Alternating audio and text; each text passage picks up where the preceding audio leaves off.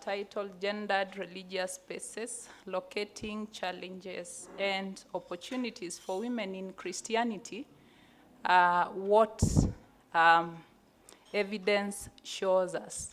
So the reason why I'm saying I have mutilated it is because I have made it specific to a certain church and the work of that church thereof, and to a specific field, that is peace building. So I'll speak to the work of the Catholic Church in peace building, but then we will pay attention to the position or the place of women in that process. And so the context is that I'll speak partly from a research that we just did a while back between 2018 and 2020 on a model that is applied by the Catholic Church in peace building work. So I speak partly from that experience, but also partly from my experience with community development work. Let me say this, and this is a disclaimer. My presentation should not be misunderstood. The Catholic Church is doing quite a lot of work in peace building, and specifically in this area that I have decided to focus on, that is the North Rift. They started their work there in 1991, 1992, when ethnic violence broke up, or when violence broke up in Kenya. For those who are Kenyans, you might know the reason for this. When Kenya became a multi-party system, and there was use of ethnic violence as a weapon for, political reasons, so that whoever needed to win could win through ethnic violence.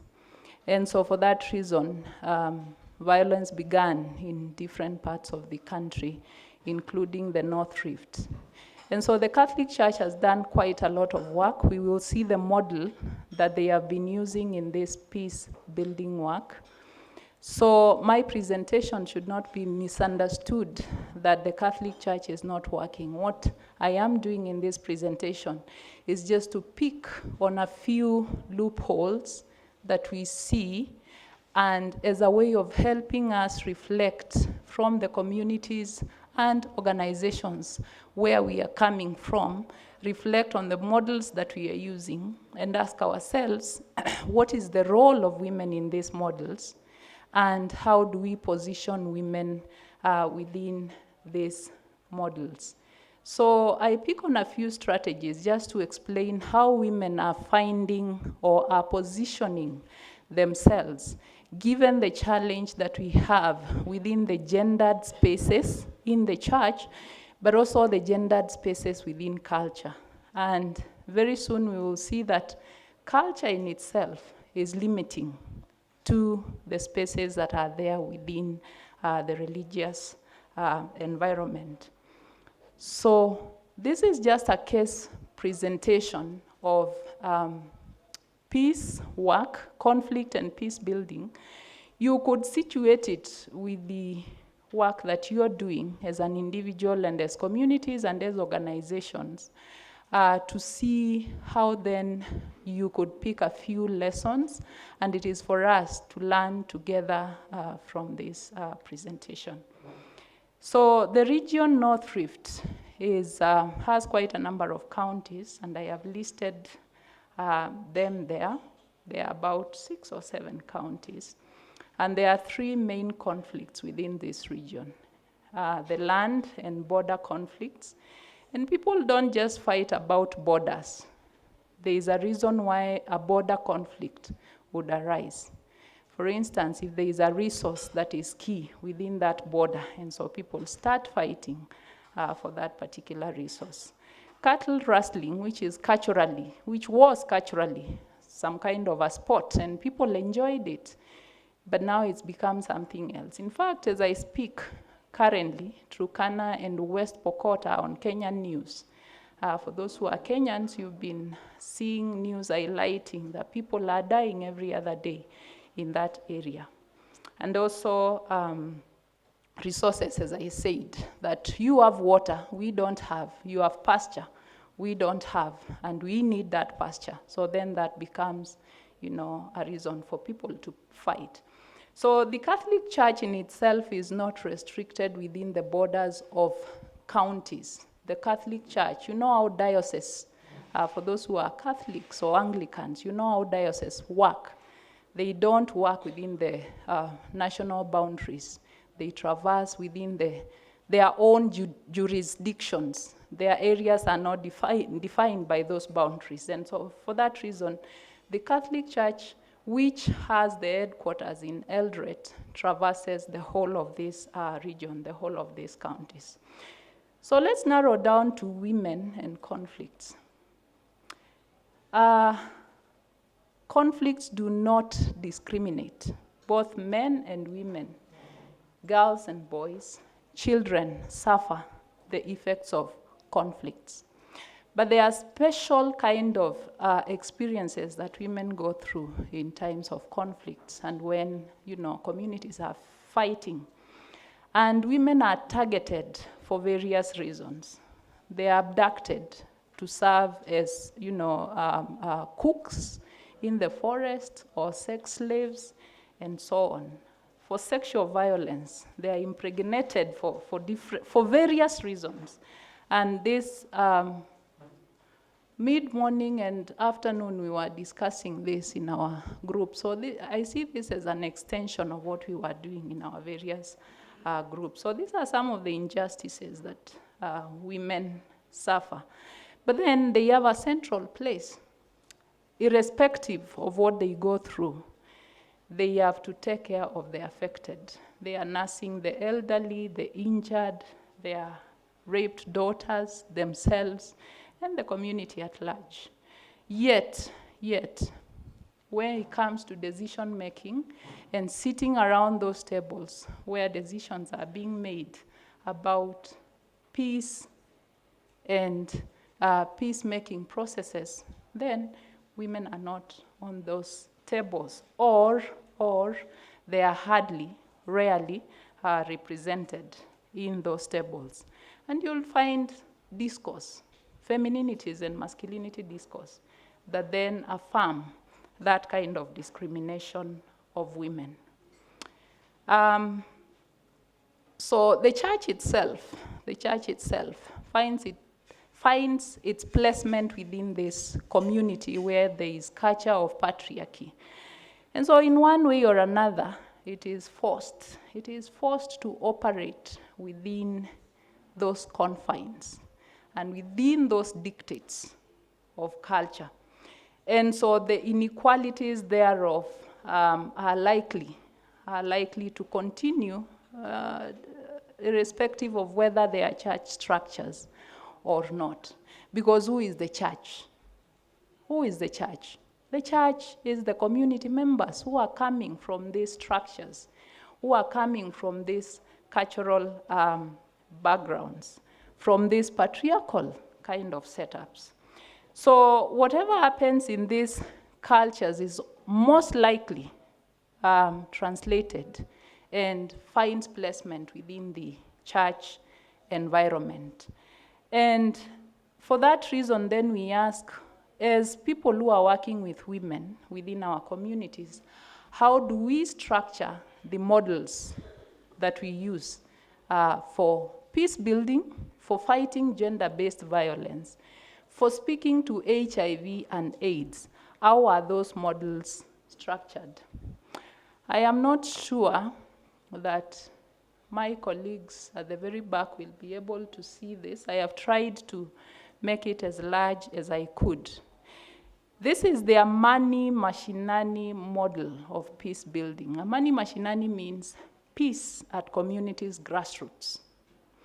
And it is a 12-step model that was coined from the experience that one bishop, who is now a late Bishop Cornelius Korir, who has been working, or who had been working in the North Rift since 1991, 1992, at the beginning of violence. So he coined this 12 steps model as a way of saying that when violence or when conflicts arise, there is a way in which we can think through them. There is a way in which we can work through those conflicts.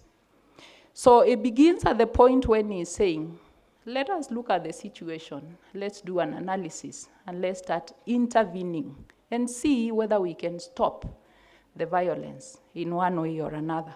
So this is the beginning: analysis, intervention, and interruption of the violence.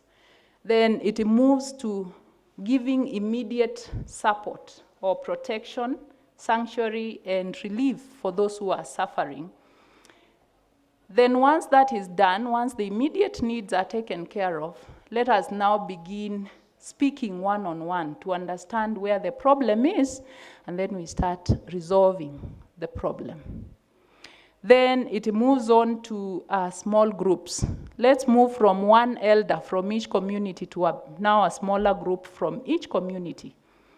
And then, as a sign of saying that we are good, to start building the peace within our communities, sharing of food, which is symbolic to Africans. It has a meaning. Let's share food. And then now broaden the groups to intra-ethnic meetings. And then we start airing our grievances, saying, you have wronged me in this way, this is why I am fighting you, and so on and so forth. I might not have time to go through each of these steps. So the question for me, and which is important here, is where are women? Where are women within this model? This morning we had ground rules. One of the rules that I remember, and sorry I'm a teacher, is that no one should sleep. So if I see you sleeping, you will dance, okay? So the question for us is, looking at this model of 12 steps, because it is a very well articulated model, where do women fall? Who is doing this analysis here? Who is doing protection and providing sanctuary, and what is happening here? Who is on the one-on-one meetings? Who is in these meetings? Who is supposed to share food, and who is providing for this food? So in our research and analysis of this, what we saw is that it is the obvious kind of patriarchal system, all right? So you will not find women here. You will find them here because they are victims and they are being provided sanctuary, all right? You will not find them here. In fact, here we are talking of elders who are men in the community. You will not find them here because this one is just a bigger version of this one. But you will find them here. What are they doing here? They are cooking. They are cooking for these guys to share food, all right? They are here. Intra-ethnic meetings, then we start bringing one or two, all right? We start bringing one or two. Look at this from the perspective of, this is one ethnic group, this is another ethnic group. They are fighting each other. And so we need to find a solution to resolve their conflicts. So you only start finding women around here. And they are called as representatives when grievances are being aired. All right? So you go along, and the only places where you find women is, you know, the very places that we know where women are placed when it comes to discussions around important issues. And so it seems, and this is a church-led model. So the people who are driving this agenda begin here, because they are the people who are meeting the bishop. So the bishop will say, go and bring me 2 elders from the 2 communities. You will not find a female who is an elder, because culturally, and especially in that part of the, you know, the country where this is being done, culturally, women do not sit in high panel meetings, all right? So on the overall, looking at the 12 steps, there are only a few places where you would find women. You will not find them in signing of social contracts. Signing of social contracts means that we have agreed and we have a way forward. So let's now sign and put this in a contract form. It is not women who will be signing those contracts. The only social thing that you will find a woman doing is where we are talking about marriage, inter-ethnic marriage. So a woman could feature there, all right? And you would also find women in the Peace Connector projects, where we are saying, because we've been fighting, let's see whether we can put a bridge across these two villages that hosts different ethnic communities. So they can provide labor, they can cook for the men who are, doing that kind of work. So, friends, this is a way of saying that there is a way in which we are doing things from our various organizations and communities where we are at. It is important then for us to start evaluating and asking ourselves, are our models that we are applying right? Are they okay? Is there anything we can do about them? Are there things that we have not been doing that are important for us to start thinking about, so that then we perfect and make sure that the women's rights and their voices are well accounted for in those models, right? And if it is a woman's or women's kind of activity going on, can we think about men? And ask ourselves, what is the position of men in this agenda that we are driving? How far will we go as women if we exclude men from our agenda? This morning, there's a lady who was seated on that table. I'm not sure if she's still there. She talked about mentorship. And she said that part of the problem is that, and she was saying, let's see what we can do in order for us to start mentoring those that are behind us. How will your daughter know of the work that you're doing? How will that young girl or young boy in the village know of the work that you're doing? When you are going through the training, I might have seen something on this. SWOT analysis. How do you analyze? All right? How do you look at the strengths, the weaknesses, the opportunities, and the threats that are there within your organization in terms of ensuring that the rights of women, men, and young women are represented within the work that you are doing? Please, let me know if I need to shut up. 2 minutes. All right. So very quickly, I have gone most of these things. I just highlight in passing some of the things that I pick up as ways in which women have remained resilient. Irrespective of what you have seen, the model that you've seen that says that women are only, finding a place in this. So what they do, they create an agency for themselves. One way of doing that is individually, but also in terms of groups. I heard a lot of stories that are very heartbreaking. You see, my daughter is physically challenged. She relies on me and other family members. When they, that is the warriors, came to torture us, my husband was away at the petrol station where he worked. They did all manner of bad things to me and my daughter. I had to pick myself up after they left, carry my heart girl, and look for refuge at the Sacred Heart Cathedral. This is a woman talking after they've been, messed up by this marauding youth, the young men who are fighting. And they are being tortured because they don't belong.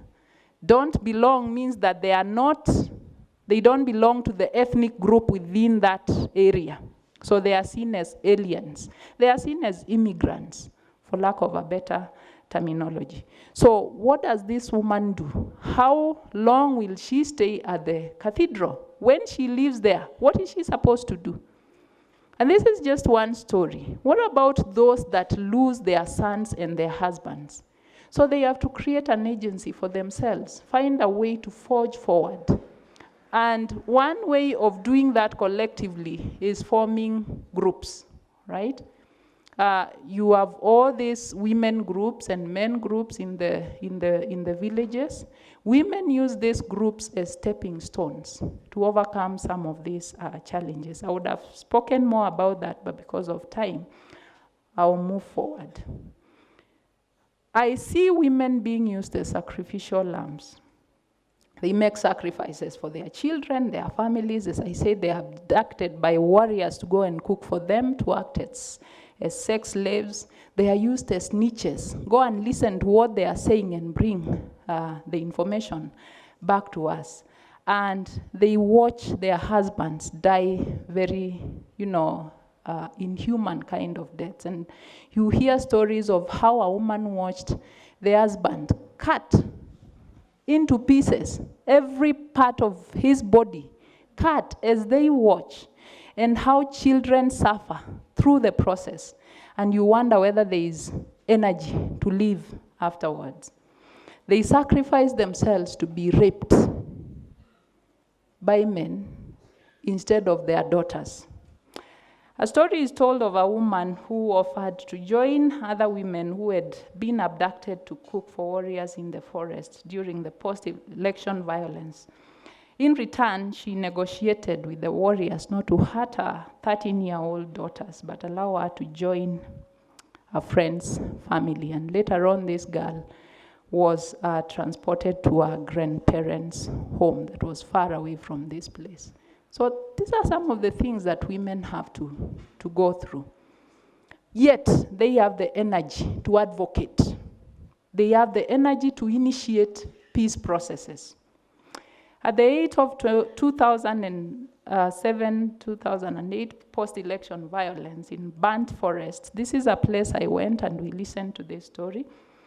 A Kikuyu woman who was renowned local liquor brewer and whose community seemed to be the target for ethnic cleansing, approached a priest and asked if, with the help of others, they could try convene a meeting with elders from the two ethnic groups to initiate a peace-building process. Although the said woman did not have much influential power, she knew the men, that is some of the elders, who came for the local brew in her den. Through her efforts, the church leadership was able to convene the first meeting in the local market and later on in the church compound for peace talks to start. Although she is not part of the meeting, since elders are mainly men in the two communities, she was a true silent advocate, brokering of the dialogue and dialogue process and reconciliation that happened in the end. This is a local liquor brewer, In this lady here, the lady in t-shirt, red t-shirt, I don't know her name, but this morning she talked about the different kinds of women that we have in our community. Some do not have power. And the fact that they do not have power to influence, it doesn't mean that they have nothing. They have something within themselves. When we are looking at, peace-building processes, do we look for liquor brewers? But look at what this lady did. She knows if I approach the priest, because he has power, he will be able to use his power to do something, and my community will be safe. All right? And so we can talk about many other things, including the economic activities that they are engaged in. But the question here is, the economic activities, even those that are initiated by the church itself, what is the position of women? We were told of the church starting projects like milk cooling plants, all right? But who is the shareholders in those milk cooling plants? It is men. It is not the women. If you go down at the very bottom of the chain, it is women who are doing the farming, but it is the men who are shareholders in these processes. I have alluded to social contract, and let me just say something that I found fascinating in this. So one of the ways in which social contracts are signed in the community, especially for communities like these ones that have a whole lot of culture, is through taking of oath, all right? And so we asked the priest, do you allow for this? Then the priest said, which is the lesser evil? Is it to facilitate for them to take oaths, or is it to let people die? Because once the oath is taken, that is like saying we have put our tools down, we will not fight. But if it is not taken, all right, and culturally oaths, for those who know, oaths are taken very seriously. But what we are seeing here, this is a process that is led by men, and it is a process for men. It is okay. It is okay at that point if it is going to stop the war and women, children, and men are not going to suffer. So what we see in this is, let's understand the processes that we take in a way that if it is space for men and it allows for men to take that space for good reasons, it is fine. It is fine. But where we feel that women's rights are being infringed, let's do something about it. And so as a way of concluding, I would have talked about this, but let me just go to conclusion and pick a few things. No, this one, last one, leadership. I picked, within that setup, they talk about peace committees. And these peace committees, most of them are led by men. Peace committees are made up of different villages, at most 5 villages, and it's a collaboration of the government, any community-based organizations, any civil society organizations that are working there. And it's an issue of just saying that let's start talking about peace and seeing where things are going wrong, and let's see what we can do about it. The reason why I picked on this particular one here, it is led by a woman. It is the only peace committee that is led by a woman. And so I had a conversation with this lady, and she told me that you don't know what leadership does, because I am able to hear things that I would have never heard. I am able to talk to women and men in ways that I would have never done. So it is important for us to encourage women leadership. And this is for men who are here and who are working in different places, in different organizations. It is important to do this, because we know what that position does. It opens up opportunities. And it also allows for you to know about things that you wouldn't have known if there was no, if you didn't have a female leader in that organization. So as a way of concluding, I will not use my words to conclude, but I have used words of women, what they feel about themselves, what they think about themselves, how they feel about the positions that they have and the situations that they find themselves in. If we sit and do nothing and pity ourselves, nothing will come to us. The church can only do this much, given that part of the problem is our culture. We will reach out when and where we can and hope to get support. The government is not very helpful. In fact, we rely on the church more through their money machinani activities. We will heal. We lack expertise, but we know our problems quite well.